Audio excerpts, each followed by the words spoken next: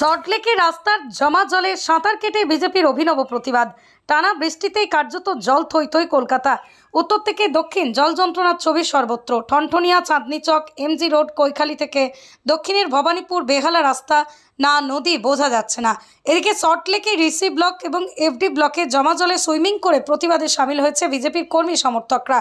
বিক্ষোভকারীদের অভিযোগ, পুরসভার গাফিলতিতেই সল্টলেকে নিকাশি ব্যবস্থা ভেঙে পড়েছে, তাই এই অভিনব প্রতিবাদ।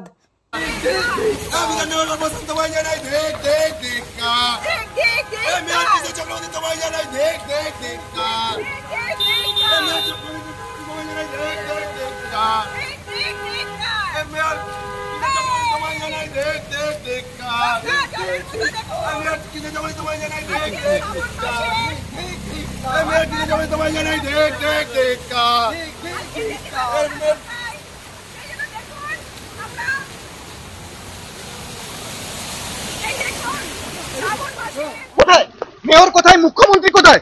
জমা জল নিকাশি ব্যবস্থা কেন হচ্ছে না? নিকাশি ব্যবস্থা কেন হচ্ছে না? নিকাশি ব্যবস্থার এই বেহাল দশা কেন? বিধাননগরের মানুষ, কলকাতার মানুষ এই ভুক্তভোগী হবে কেন?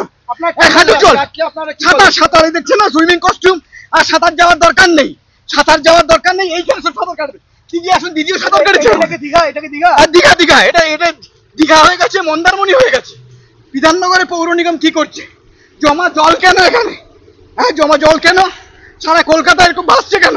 নিকাশি ব্যবস্থার বেহাল দশা কেন? আজকে এটা কেন হয়েছে? পুকুর যোগমায়া শাড়ি, এখানে সিল্ক, বেনারসি, হ্যান্ডলুম, তাঁত, যাবতীয় শাড়ি সম্পূর্ণ নিজস্ব তৈরি।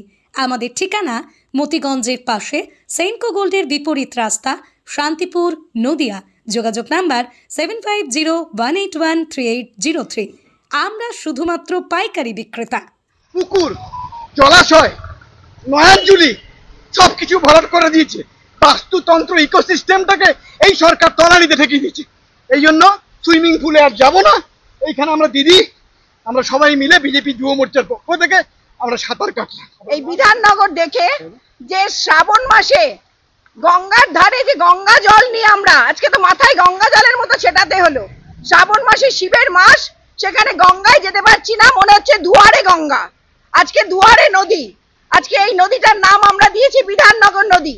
আজকে যেসব বাণী নিয়ে বড় বড় সব ঠাকুরের নামে, কৃষ্ণা, তুলসী, বাণী, এইসব নাম নিয়ে যারা ভোট লুটেছে, ভোট অপব্যবহার করেছে, মানুষকে আজকে যেখানে দাঁড় করিয়েছে কোনো সেবা দিচ্ছে না, মানুষের পরিষেবা। আজকে বৃদ্ধাশ্রম সবাই জানে হয়ে গেছে।